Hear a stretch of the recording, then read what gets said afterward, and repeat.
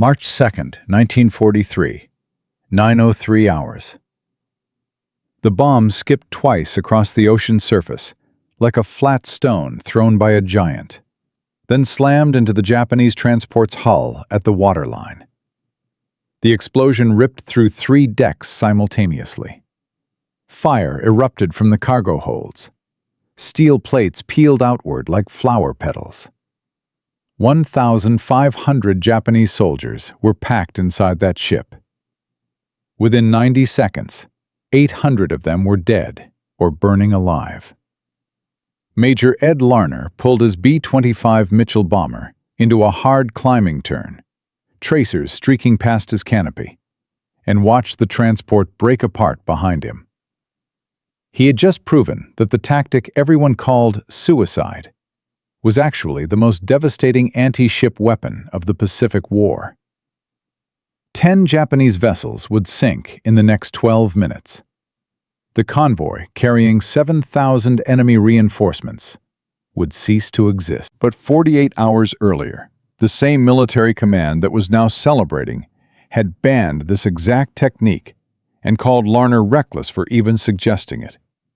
This is the story of how one American pilot defied direct orders, risked court-martial, and changed naval warfare forever, with a bombing technique so dangerous that his own commanders refused to authorize it twice. To understand why Larner's skip bombing mattered, you need to understand how badly the Americans were losing the air war against Japanese shipping in early 1943. The situation was catastrophic. For 8 straight months, 5th Air Force B-17 bombers had been trying to sink Japanese convoys supplying their Pacific Island garrisons. The hit rate was 3%. 97 bombs out of every 100 splashed harmlessly into empty ocean, while the target ship steamed on, untouched. The mathematics were brutal and unforgiving. When a bomber released its payload from 10,000 feet, the bomb took 37 seconds to fall through the air and hit the water. In those 37 seconds, a Japanese destroyer traveling at 30 knots covered 380 yards, more than 3 football fields of distance. The bombardier aimed at where the ship was. The bomb hit where the ship used to be. Japanese captains had learned to watch for American bombers climbing to altitude. The moment they spotted the formation, they calculated the bomb trajectory and turned their vessels away from the splash zones. It was almost impossible to miss if you were the ship. American bomber crews came back from every mission with perfect bombing photographs showing tight patterns around the targets. Around them, never on them. The war reports piled up, mission after mission, convoy after convoy. Nothing sinking. Meanwhile, American bomber losses kept climbing. Japanese anti-aircraft gunners had plenty of time to track high-altitude approaches. They calculated the lead, bracketed the formations with flak, and methodically shot down B-17s before the bombs even released. Larner's squadron alone had lost 4 aircraft in the past month trying to hit convoys. 40 men, 40 families receiving telegrams, 40 empty bunks in the barracks, and not a single Japanese ship on the bottom of the ocean to show for it. The Japanese knew exactly what they were doing. Every transport that reached its destination meant another division the Allies would have to dig out of the jungle with blood and bayonets. The reinforcement of Buna had turned into a 6-month nightmare that cost 5,000 Allied casualties. Now intelligence reported a massive new convoy forming at Rabaul. 8 troop transports and 8 destroyers. 7,000 fresh Japanese soldiers heading for Leh. If those transports unloaded, the war in New Guinea would grind on for another year. Tens of thousands more Americans would die. The brass knew it. The pilots knew it. Everyone knew they needed a solution, but nobody had one that worked. Nobody, except a 31-year-old major named Ed Larner, who had been watching his friends die for 8 months and had finally decided to do something about it. Larner was not a military academy graduate. He was not from a wealthy family. He was not the kind of officer who got invited to strategy meetings at headquarters. He was a farm kid from Nebraska who had learned to fly crop dusters before the war and had transferred those skills to twin-engine bombers. 72 combat missions, 0 ships sunk. Not because he was a bad pilot, because the tactics he was ordered to use were fundamentally broken. He had watched the best bombardiers in the Pacific drop their payloads with textbook precision and hit nothing but water. He had listened to intelligence officers explain that they just needed better aim. He had sat through briefings where staff colonels who had never flown combat missions lectured experienced crews about maintaining proper bombing altitude. And he had buried friends whose aircraft had been shot to pieces while following those exact orders. Larner started thinking differently in January 1943. He remembered something from his childhood: skipping stones across the pond behind his family farm. A flat rock thrown at the right angle would bounce across the surface 3 or 4 times before sinking. What if you could do the same thing with a bomb? What if, instead of dropping from 10,000 feet and giving the enemy 37 seconds to dodge, you came in at 50 feet and released at 300 yards? The bomb would skip across the water like a stone, carried forward by momentum, and slam directly into the ship's hull before anyone could react. No time to turn, no time to calculate trajectories, no time to dodge. The bomb would be in the side of the ship before the captain even knew it was coming. The idea sounded insane. Flying a twin-engine bomber at 50 feet above ocean swells, straight at a ship bristling with anti-aircraft guns, violated every survival instinct a pilot could develop. Japanese destroyers carried 127mm main guns, 25mm machine cannons, dozens of lighter automatic weapons. All of them could track a bomber at that altitude. One solid hit to the engine, and the B-25 would cartwheel into the sea before the crew could blink. The approach would take approximately 45 seconds. 45 seconds of flying directly into concentrated defensive fire, with no evasive maneuvering possible. Every gunner on every ship would be shooting at you. The mathematicians calculated the survival odds and refused to put them in writing. Larner took his idea to General George Kenney, commanding 5th Air Force. Kenney was one of the few senior officers willing to listen to unconventional proposals. He had been frustrated with high-altitude bombing results for months. Kenney liked the concept. He authorized preliminary testing. But when Larner requested permission to practice skip bombing with live ordnance, higher command intervened. The request was denied in December. Too dangerous, too experimental, unproven. Air crews needed to focus on proven, high-altitude tactics. Larner requested again in January. Denied again. The official response called it reckless disregard for equipment and personnel. But Larner did not give up. If he could not practice officially, he would practice in secret.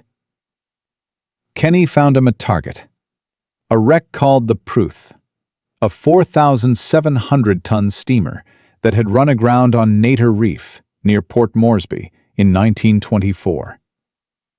The rusting hulk sat half-submerged, a perfect stand-in for a Japanese transport. Larner and his crews flew practice runs at dawn and dusk, when visibility was poor and observers were few.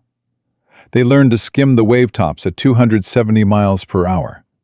They learned to time the bomb release for different distances. They learned what happened when they got it wrong. Lieutenant Jake Fawcett came in too high on one practice run, 70 feet instead of 50. The bomb skipped twice, cleared the Pruth entirely, and detonated 300 yards beyond the target. Useless. His bombardier, Sergeant Mike Russo, recalculated. Lower, faster, Closer release point. The next run, Fawcett came in at 45 feet. The bomb skipped once and slammed into the Pruth's hull just below the waterline, right where a ship's magazine would be, right where one bomb could detonate 1,000 tons of ammunition and blow a destroyer in half. The technique worked, but the Pruth was not shooting back. Then Kenny added something that changed everything. 5th Air Force mechanics ripped out the bombardier position in the nose of Larner's B-25s and installed 8 50-caliber machine guns pointing forward. 4 in the nose, 4 in blisters on the fuselage sides. The bomber became a flying gun platform, capable of putting 200 rounds per second into a target. The theory was elegant. Suppress the ship's anti-aircraft guns with overwhelming machine gun fire during the approach. Force the gunners to choose between returning fire and surviving. Make them duck. Keep their heads down for the critical 45 seconds while the bomber closed to release distance. Then skip the bomb into their hull before they could recover. On March 1, 1943, American intelligence intercepted communications, revealing the Japanese convoy had departed Rabaul. 8 transports, 8 destroyers, 7,000 soldiers, heading for Leh. Larner went to Kenny with everything he had: the practice results, the modified aircraft, the suppression tactics. He asked for permission to lead the attack using skip bombing. Kenny made the call. Permission granted. The official ban was overruled. 9 B-25s would attack at 50 feet, while conventional bombers created diversions at high altitude. Larner had 12 hours to teach his pilots everything they needed to know about a technique most of them had never attempted outside the practice runs on a stationary wreck. The briefing lasted until midnight. Approach altitude 50 feet. Approach speed 270 miles per hour. Release point 300 yards from target. Bomb trajectory angle 8 degrees. Delay fuse 5 seconds. Miss any one variable, and the bomb would skip over the ship, detonate short, or hit the water at the wrong angle and sink without exploding.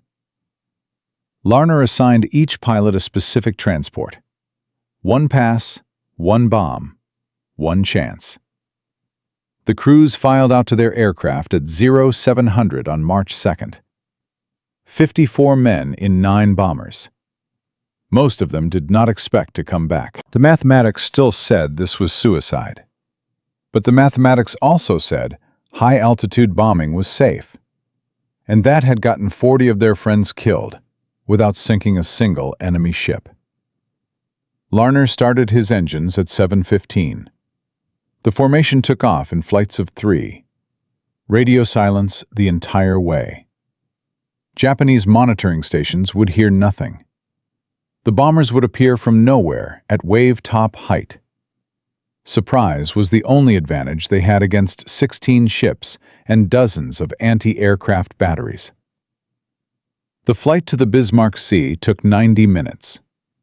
Larner kept his formation at 30 feet above the ocean, low enough that spray from the wave-tops occasionally spattered his windscreen. At 0852, he spotted smoke on the horizon. Black diesel exhaust from 16 ships steaming in formation. The largest Japanese convoy to sail within range of Allied air power in 6 months. Every ship packed with soldiers, artillery, ammunition. At 0857, the Australian Beaufighters went in first. 13 aircraft diving from the northeast, 20mm cannons raking the destroyer decks. The Japanese anti-aircraft guns swung toward the new threat, exactly as planned. 30 seconds later, B-17s arrived at 10,000 feet. Bombs tumbled toward the convoy. The Japanese ships began evasive maneuvers, turning hard, columns breaking apart, spacing increasing. Confusion spreading through the formation. Larner descended to 40 feet. His bombardier called out distances.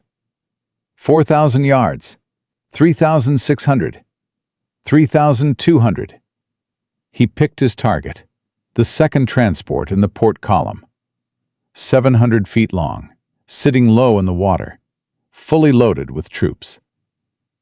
At 2,000 yards, he opened fire. All 8 machine guns hammered simultaneously. Tracers walked across the transport's superstructure. Glass shattered. Metal sparked. Men on deck dropped or dove for cover. The suppression was working. The anti-aircraft crews could not return fire, while 50 caliber bullets tore through their positions at 800 rounds per minute. 1,200 yards. The destroyer on the left flank spotted them. Muzzle flashes, shells arcing toward his formation. Too high. The Japanese gunners were calibrated for high-altitude bombers. They had not adjusted for a 50-foot approach yet. 800 yards. 600 yards. The transport filled his windscreen. He could see individual soldiers on deck scrambling for cover. 400 yards. His bombardier's voice cut through the engine roar. Bomb armed, ready for release. 300 yards. Larner pressed the release button. The aircraft lurched upward as 1,000 pounds dropped free. The bomb tumbled forward, hit the water nose first, skipped once, and arrowed toward the transport's hull. He pulled hard into a climbing turn. Behind him, the 5-second fuse was counting down. The explosion lifted his tail and threw the B-25 sideways. His co-pilot fought the controls. Larner risked a glance back. The transport was splitting open. A column of fire and black smoke erupted from amidships. The hull buckled. Secondary explosions rippled through the superstructure. Soldiers were jumping overboard, dozens of them, abandoning a dying ship. Skip bombing worked, but this was only the beginning. 10 ships would sink in the next 12 minutes. 3 American bombers would go down. 15 men would die, proving that Larner's forbidden tactic could destroy an entire convoy. And by the time the sun set on March 3, 1943, the Japanese would lose nearly 6,000 soldiers in the worst naval disaster they had suffered since Midway. In Part 2, we will follow Larner through those 12 minutes of chaos as his pilots press their attacks into walls of anti-aircraft fire. Watch Japanese destroyers adapt their tactics in real time, and witness the moment when skip bombing transformed from a desperate experiment into the deadliest ship-killing technique of the Pacific War. The first transport was already sinking when Larner completed his climbing turn at 300 feet. Black smoke poured from the massive hole in its hull. Orange flames licked across the deck. But he had no time to watch. 8 more bombers were pressing their attacks behind him, and the Japanese convoy was waking up to the nightmare unfolding around them. Lieutenant Jake Fawcett's B-25 screamed past at 50 feet, all 8 machine guns blazing. His target was the 3rd transport in the starboard column. Tracers stitched across the ship's bridge. Glass exploded outward. The captain and helmsman dropped simultaneously. Fawcett released at 280 yards. His bomb skipped twice across the calm water and punched through the transport's hull just below the forward cargo hold. The 5-second delay let it penetrate deep into the ship's interior before detonating. The explosion ripped upward through 3 decks packed with sleeping soldiers. Secondary blasts followed as ammunition stores cooked off. The transport's bow lifted completely out of the water, then crashed back down as the internal structure collapsed. She was sinking by the head within 45 seconds of impact. 2 ships down in the first 2 minutes. Captain Bill Hayes had drawn a destroyer as his target. The escort vessel was already maneuvering hard to port, her captain desperately trying to bring his main batteries to bear on the low-flying attackers. Hayes came in from the destroyer's stern, using the ship's own superstructure as cover from the forward guns. His machine gun fire swept the aft deck, killing the crews of both rear-mounted 25mm cannons before they could traverse. His bomb release was perfect. The weapon skipped once and struck just below the aft turret magazine. The resulting explosion was catastrophic. The entire rear third of the destroyer simply vanished in a ball of fire and flying steel. What remained of the ship settled by the stern and began sliding backward into the ocean. Survivors were jumping from the tilting bow section, but there was nowhere to go except into water already burning with leaked fuel oil. 3 ships down, 9 minutes and 30 seconds remaining. The Japanese were adapting with terrifying speed. The remaining destroyers had abandoned their screening positions and were charging directly toward the bomber formation. Their tactic was simple: close the distance, bring every gun to bear, fill the air with so much metal that nothing could survive the approach. The destroyer captains knew they could not protect the transports by staying at range. Their only chance was to engage the bombers directly and make the Americans pay in blood for every ship they sank. Lieutenant Tom Mitchell never saw the shell that killed him. He was lining up on the 4th transport, machine guns already firing, when a 127mm round from the lead destroyer struck his aircraft directly behind the cockpit. The bomb mounted under his fuselage detonated on impact. The explosion vaporized Mitchell's B-25 instantly. Pieces of aircraft and crew scattered across a quarter-mile of ocean. 5 men gone between one heartbeat and the next. No parachutes, no survivors. Just burning debris raining down on the waves. Larner watched from above as the debris settled. His hands were shaking on the control column. Mitchell had been his wingman for 6 months. They had trained together, flown practice runs together. Mitchell had a wife in California and a daughter he had never met. Now he was gone, and there was nothing anyone could do except keep attacking. 4 ships down, counting the destroyer. 1 American bomber lost. 8 minutes remaining. The battle had become a swirling chaos of aircraft, ships, and explosions. The surviving B-25s were pressing their attacks from every direction, each pilot picking targets independently as the original formation dissolved. Lieutenant Carl Johnson lined up on the convoy flagship, the largest transport in the formation. 800 feet long, displacing over 10,000 tons, carrying 1,500 troops and the convoy commander's staff. Johnson's approach was textbook perfect. 50 feet altitude, 270 miles per hour, machine guns suppressing the anti-aircraft positions. The Japanese crew was fighting back with everything they had. Tracers filled the air between bomber and ship. Johnson took hits to his port wing and engine nacelle.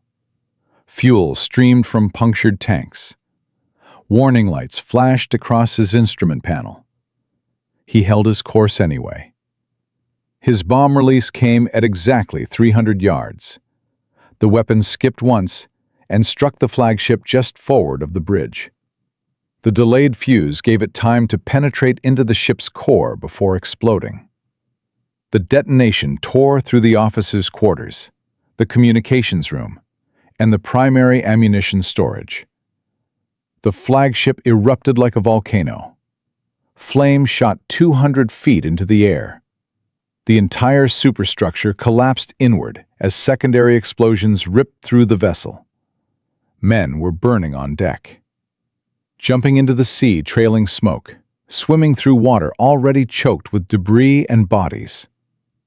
5 ships down, 6 minutes remaining. Lieutenant Paul Warren's bomber was on fire. A Japanese gunner on one of the destroyers had finally calibrated for the low-altitude attacks. 20mm shells had ripped through Warren's port wing during his approach run. Fuel was streaming from the punctured tank. Flames were beginning to lick along the trailing edge. His co-pilot was screaming at him to abort, to pull up, to get altitude for a bailout. Warren ignored him. He was committed. The target was right there, a transport loaded with artillery pieces and ammunition, one of the most valuable ships in the convoy. He held his course through the flames, and the tracers, and the screaming of his crew. At 150 yards, he released. The bomb skipped and struck below the waterline. Warren banked hard right, trailing fire and smoke. His co-pilot activated the fire suppression system. The flames died. Barely. The bomber was still flying, but the port engine was finished. They would be lucky to make it back to Port Moresby on one engine with a wing full of holes. 6 ships down, 4 minutes remaining. The second wave arrived at 0912, 9 fresh B-25s from the 90th Bomb Squadron, led by Major Ralph Chelly. They had watched Larner's attack from 5 miles out. They had seen the explosions, the smoke columns, the sinking ships. They knew the tactic worked. They also knew 3 of Larner's bombers had been hit, and 1 was confirmed destroyed. The price of success was measured in burning aircraft and dead friends.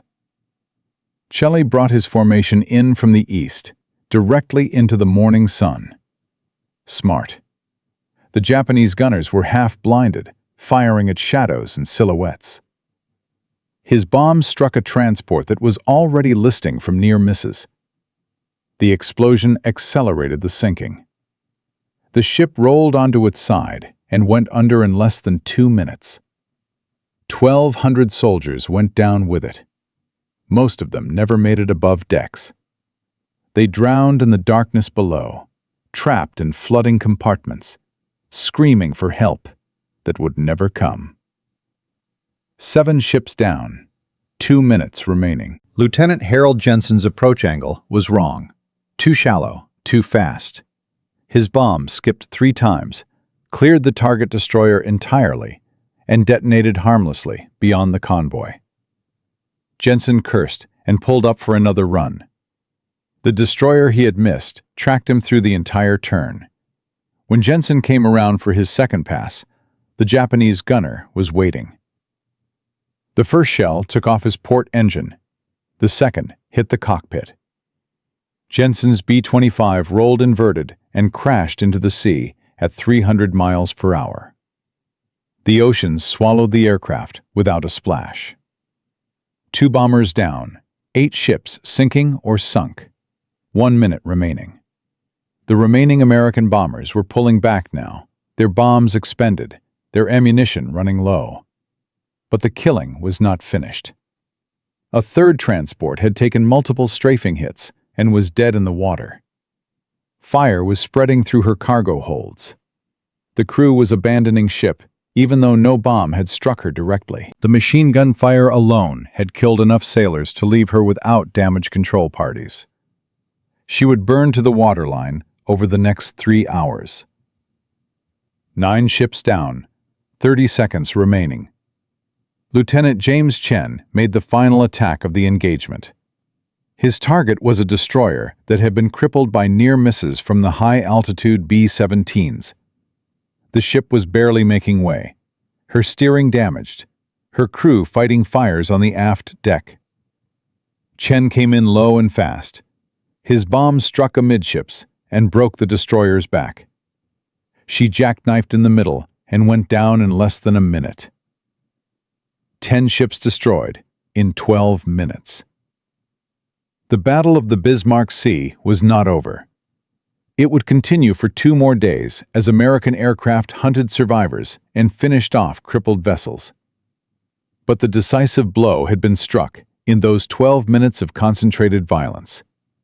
Skip bombing had proven itself beyond any possible doubt. The technique that higher command had banned twice as suicidal had just destroyed an entire Japanese convoy in the time it took to smoke a cigarette.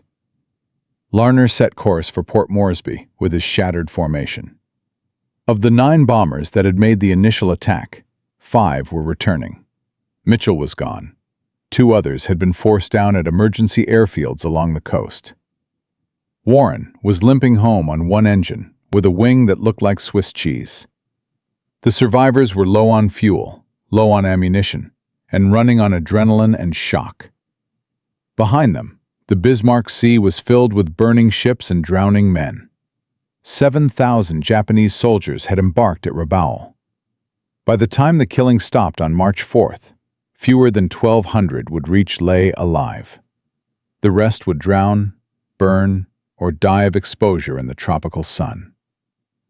The convoy that was supposed to turn the tide in New Guinea had become the greatest Japanese naval disaster since Midway. General Kenny was waiting on the runway when Larner landed at 11:17 hours.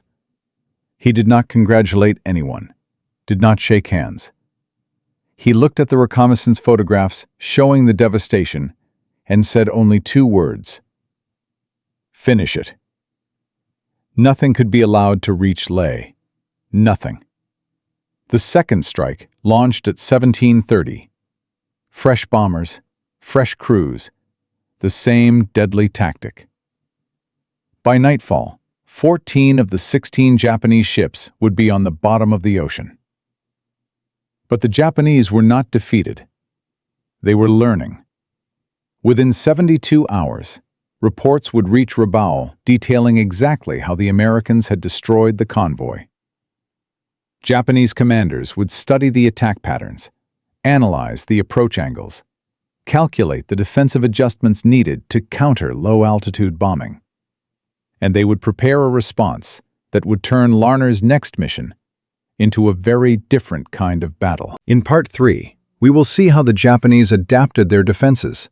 Watch Larner train new crews in the deadliest tactic of the Pacific War, and witness the moment when skip bombing met an enemy that was ready and waiting.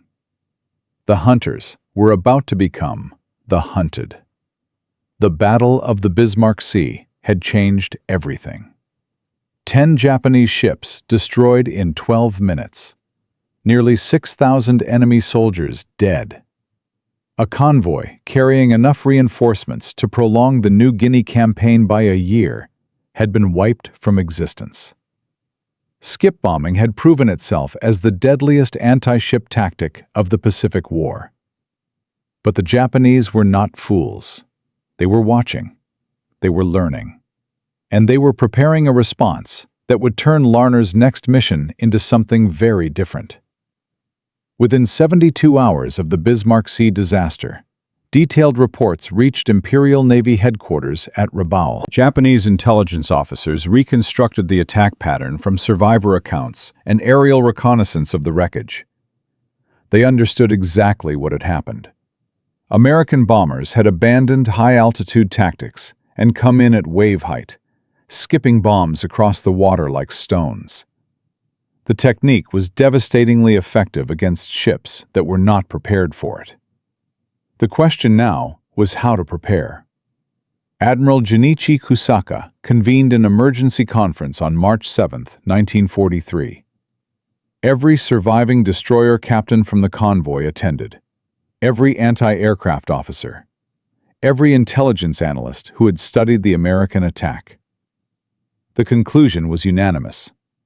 Japanese ships could not survive skip bombing using their current defensive tactics. The gunners were trained to track high-altitude targets. Their fire control systems were calibrated for aircraft at 10,000 feet. When bombers came in at 50 feet, the entire defensive doctrine collapsed. Kusaka ordered immediate changes. Every warship and transport in the Rabaul anchorage would receive additional 25mm anti-aircraft guns, positioned specifically to engage low-flying aircraft. Gunners would retrain for low-altitude tracking.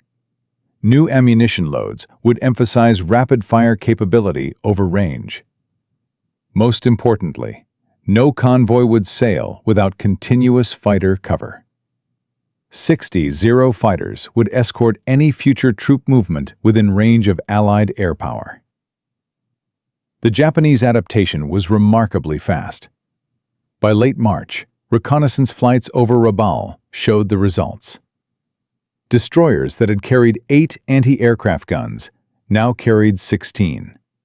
Transports had weapons mounted on every available deck space.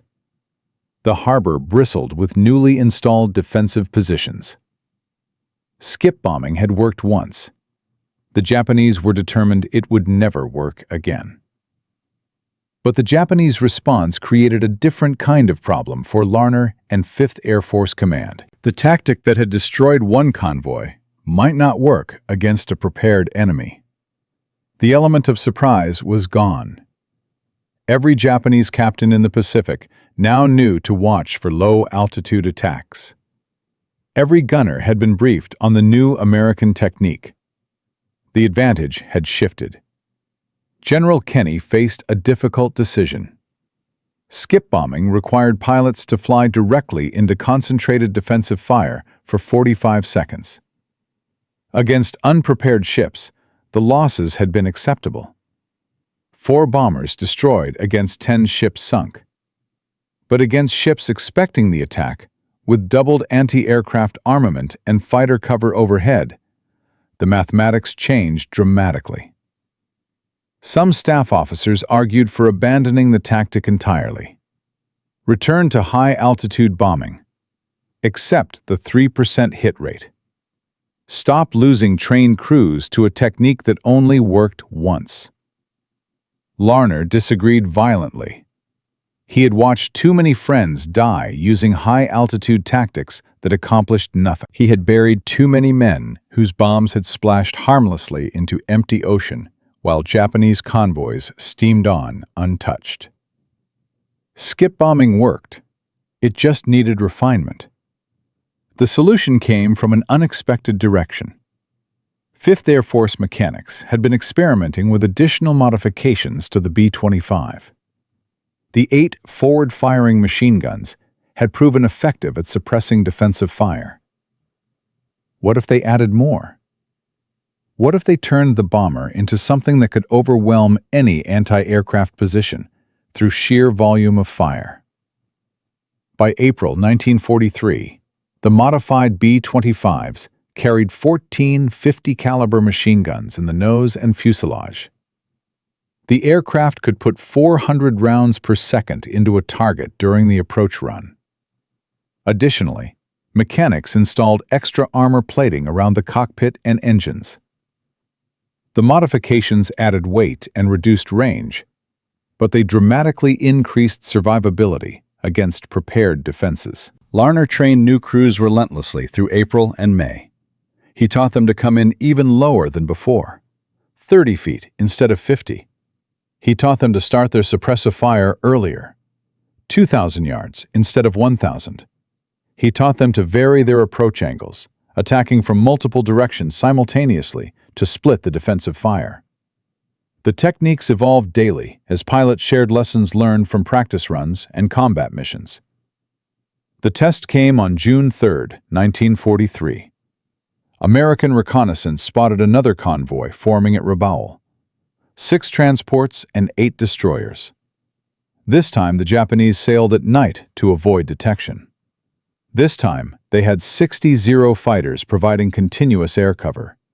This time, every destroyer carried the additional anti-aircraft guns Kusaka had ordered installed. The Japanese were ready. 5th Air Force attacked at dawn with 12 B-25s using skip bombing.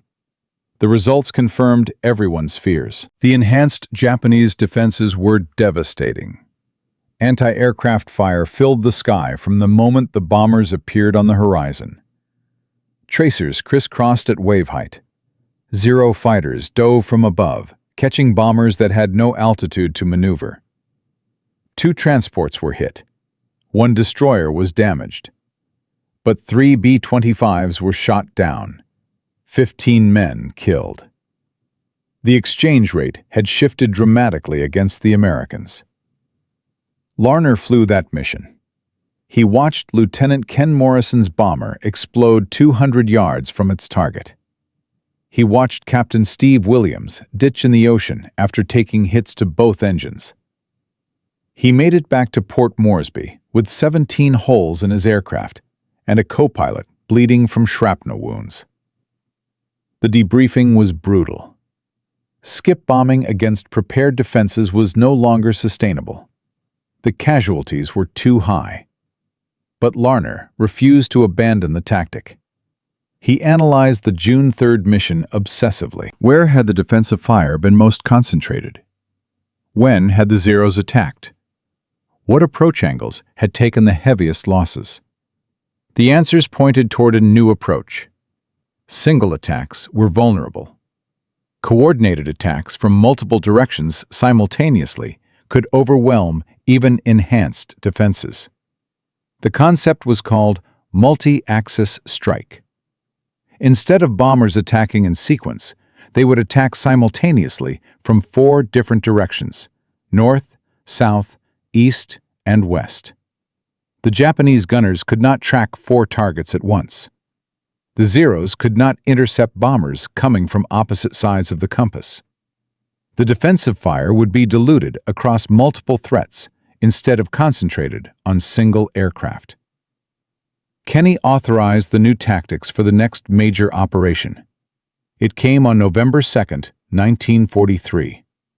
The target was Rabaul Harbor itself, the largest Japanese naval base in the South Pacific. 18 warships at anchor, dozens of transports and auxiliary vessels. The harbor defenses included shore-based anti-aircraft batteries, ship-mounted guns, and fighter squadrons on immediate alert. It was the most heavily defended target 5th Air Force had ever attempted to strike. 38 B-25s launched from bases across New Guinea and the Solomon Islands. They approached Rabaul from 4 directions simultaneously, timed to arrive within 60 seconds of each other. The Japanese radar detected them at 40 miles. Every gun in the harbor prepared to fire. Every Zero pilot ran to his aircraft. The defenders knew exactly what was coming, but they could not stop it. The first wave came from the northeast. 9 bombers at 30 feet, machine guns blazing. The harbor defenses opened fire. Tracers filled the air. 1 B-25 took hits immediately and veered away, trailing smoke. But the other 8 pressed their attacks. Bombs skipped across the harbor. 2 struck a heavy cruiser. 1 hit a destroyer. Explosions erupted across the anchorage. 30 seconds later, the second wave arrived from the southwest. The Japanese gunners swung their weapons around. Too slow. The bombers were already releasing. 3 more ships hit. A transport loaded with aviation fuel erupted in a fireball visible for 20 miles. The third and fourth waves came from east and west simultaneously. The defensive fire was now completely fragmented. Gunners were tracking targets in opposite directions. Zeros that had scrambled to intercept the first wave found themselves out of position for the second. The harbor became chaos. Ships were firing in every direction. Some were hitting each other. 1 destroyer struck a transport while maneuvering to avoid a bomb. The raid lasted 18 minutes. When the last B-25 cleared the harbor, Rabaul was burning. 1 heavy cruiser sunk. 1 destroyer sunk. 2 auxiliary vessels destroyed. 16 merchant ships damaged or sinking. The harbor facilities would require months to repair. The Japanese combined fleet evacuated Rabaul within 2 weeks, retreating to Truk Lagoon, 600 miles to the north. American losses were 2 B-25s destroyed, 10 men killed, against 18 ships hit, and a major naval base neutralized. The exchange rate was devastating in America's favor. Skip bombing, combined with multi-axis attack, had proven itself against the most heavily defended target in the South Pacific. The impact spread rapidly across the Pacific theater. Every bomber squadron received the new tactics. The British Royal Air Force adopted skip bombing for attacks against German shipping off Norway. The Soviets used modified versions in the Black Sea and Baltic. By 1944, low-altitude anti-ship bombing had become standard doctrine worldwide. The statistics told the story. Between March 1943 and August 1945, American aircraft using skip bombing sank or severely damaged 212 Japanese vessels. The cost was 47 bombers lost, a kill ratio of 4. 5 ships per bomber. High-altitude bombing achieved a ratio of 0.3 ships per bomber. Skip bombing was 15 times more effective than the tactics it replaced. Japanese commanders abandoned large-scale convoy operations within range of Allied air power. The supply lines to forward garrisons collapsed. Islands that were supposed to hold for months fell in weeks because reinforcements could not reach them. The Pacific War accelerated toward its conclusion. Larner flew 16 more combat missions after the Bismarck Sea. He trained 62 pilots in skip bombing techniques before rotating home in May 1943. 18 of those pilots were killed in action. 23 were wounded. The tactic worked. It also broke the men who flew it. General Kenny called the Battle of the Bismarck Sea the most decisive air-sea engagement of the Pacific War. Admiral Yamamoto called it a disaster that changed Japanese strategy permanently. Both were right. A technique that had been banned twice as suicidal had become the deadliest ship-killing method ever developed. But what happened to the man who proved it worked? Major Ed Larner returned to the United States in June 1943. He was 31 years old, with 88 combat missions. The Army Air Force wanted him to continue training new crews. He refused. He requested transfer to transport aircraft and spent the rest of the war flying C-47 cargo planes. No combat, no skip bombing, no more watching men he had trained die in aircraft he had taught them to fly.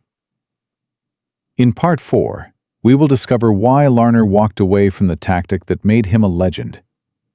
What happened to the other pilots who flew that first mission? And the forgotten legacy of a man who changed warfare and then chose to disappear from history.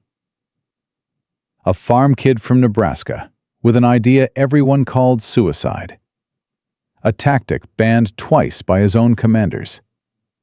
10 Japanese ships destroyed in 12 minutes. 212 vessels sunk by war's end. Skip bombing had transformed from a forbidden experiment into the deadliest anti-ship weapon of the Pacific War. But what happened to Major Ed Larner, the man who proved it worked when no one else would try? The answer reveals something unexpected about heroism, sacrifice, and the price of innovation that history rarely discusses. Larner returned to the United States in June 1943. He was 31 years old, 88 combat missions, a Distinguished Flying Cross, 2 air medals, a Purple Heart from shrapnel wounds he never mentioned in official reports. The Army Air Force considered him one of their most valuable assets, a combat veteran who had developed and proven a revolutionary tactic, a natural teacher who had trained dozens of pilots in techniques that were saving lives across the Pacific.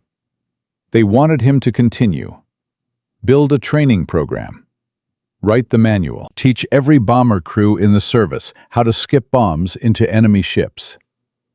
Larner refused. He requested transfer to Air Transport Command, cargo aircraft, C-47s hauling supplies and personnel across the Pacific. No combat, no skip bombing, no more watching men die using techniques he had taught them. The request confused his superiors. This was not how heroes behaved. Heroes wanted recognition. They wanted to build on their success. They wanted their names attached to the tactics they had created. Larner wanted none of it. The transfer was approved in August 1943. For the remaining 2 years of the war, Major Ed Larner flew transport missions between island bases. He delivered ammunition to forward airfields. He evacuated wounded soldiers to hospital ships. He flew mail runs that brought letters from home to men who had not seen their families in years.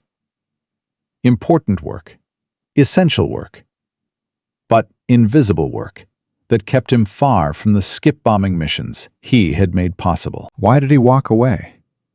Larner never explained publicly. He gave no interviews. He wrote no memoirs. He declined every request from military historians and journalists who wanted to document his role in developing the tactic. But the men who knew him understood. He had trained 62 pilots in skip bombing. 18 were killed in action. 23 were wounded. A 29% fatality rate. A 66% casualty rate, including wounded. Every name belonged to someone Larner had taught personally. Every death was a man who had trusted his techniques and paid the ultimate price. The mathematics were brutal. Skip bombing worked. It also killed the men who flew it. Larner could not separate the two.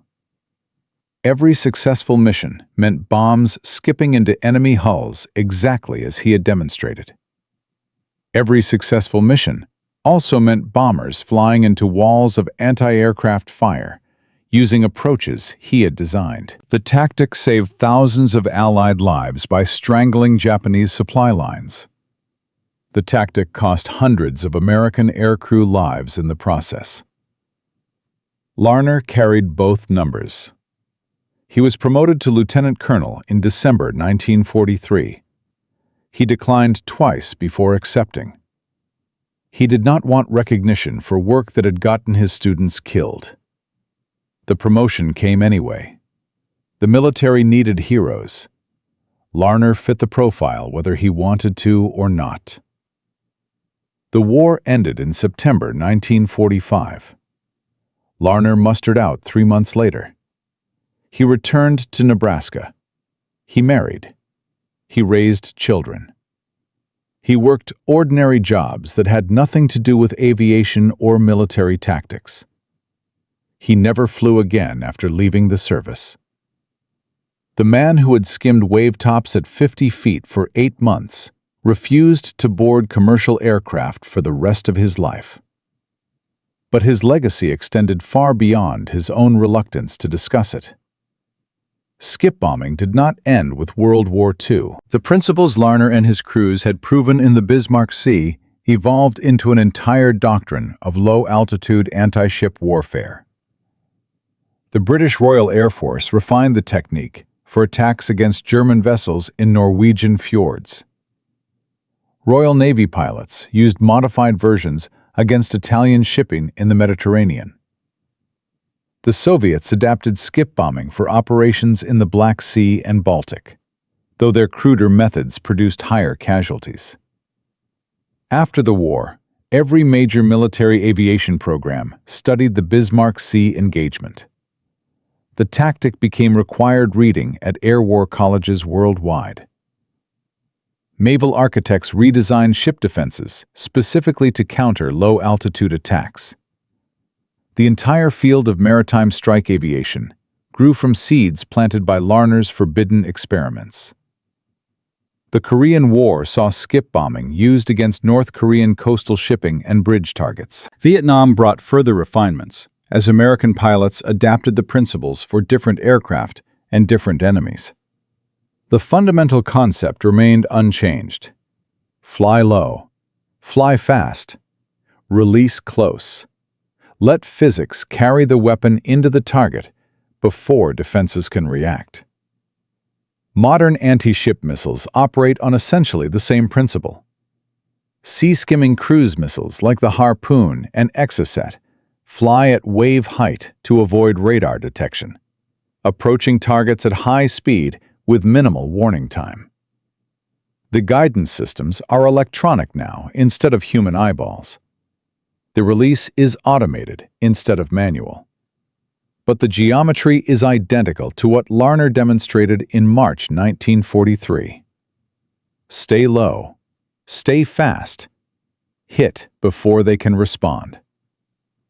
The statistics compiled after the war revealed the full scope of skip bombing's impact. 212 Japanese vessels sunk or severely damaged. 47 American bombers lost.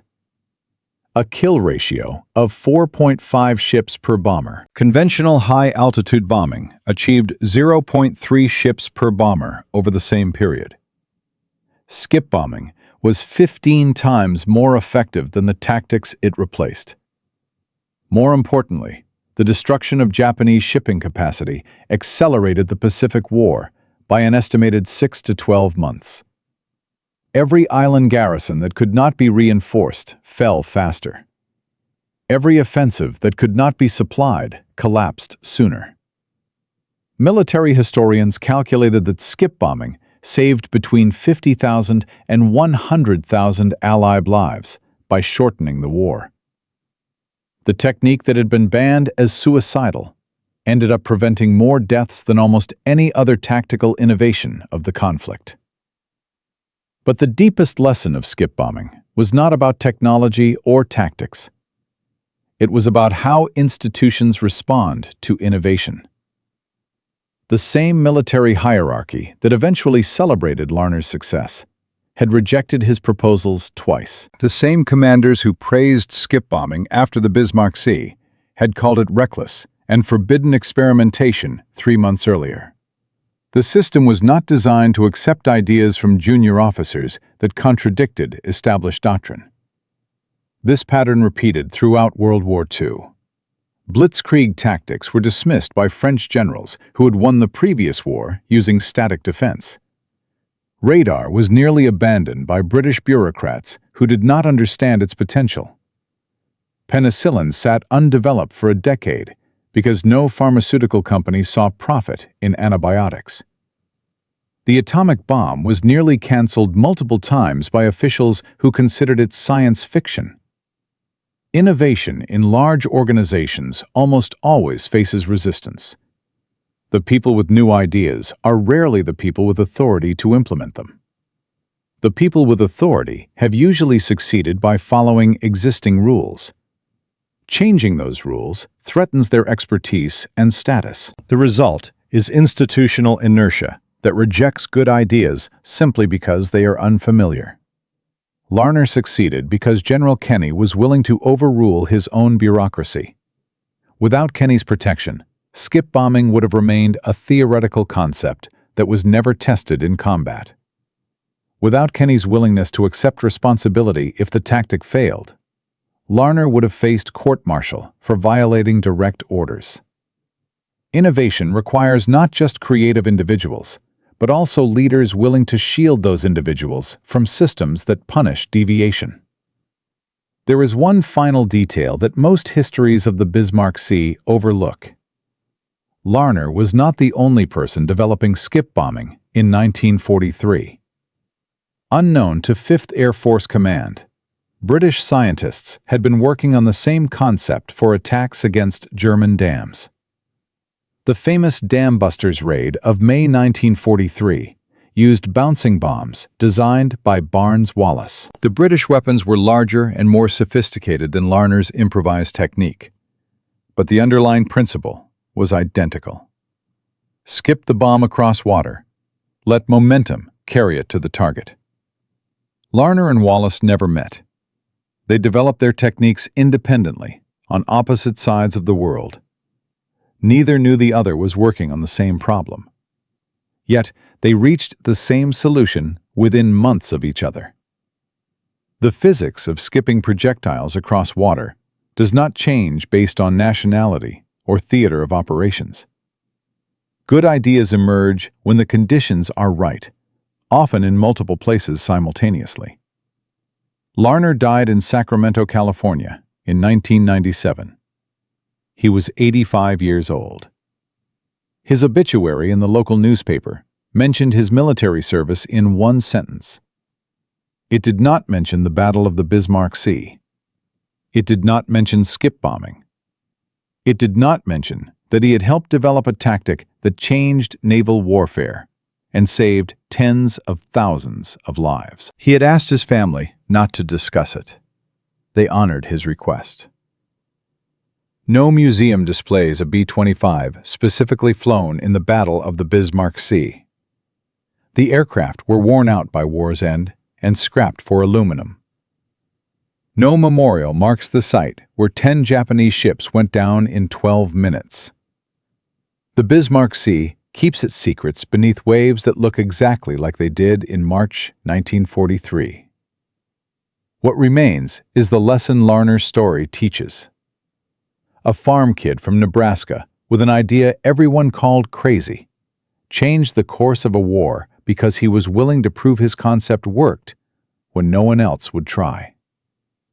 He flew into walls of anti-aircraft fire at 50 feet because the alternative was watching friends die using tactics that accomplished nothing. He trained other men to do the same, knowing some of them would not come back. And when the killing was done, he walked away from the recognition he had earned because he could not celebrate success built on the graves of his students. From a crop duster who learned to fly over Nebraska cornfields to a revolutionary who transformed naval warfare. From a tactic banned twice as suicidal to a technique that sank 212 enemy ships. From a man who wanted recognition to a man who chose to disappear. Ed Larner proved that the best ideas often come from people the system is designed to ignore. And he proved that heroism is not always about seeking glory. Sometimes it is about carrying the weight of what victory costs and choosing to walk away in silence. If you know another story like this, a forgotten innovator whose crazy idea changed history, share it in the comments. The archives of World War II contain hundreds of similar tales. Men and women who saw solutions others missed, who fought their own institutions as hard as they fought the enemy, who succeeded against impossible odds and then vanished into ordinary lives. Subscribe to discover more of these hidden histories, because the past is full of people who deserve to be remembered, and sometimes remembering them is the only monument they will ever receive. Ed Larner never asked to be called a hero. He just did what needed doing when no one else would try. 80 years later, that is still the definition of courage that matters most.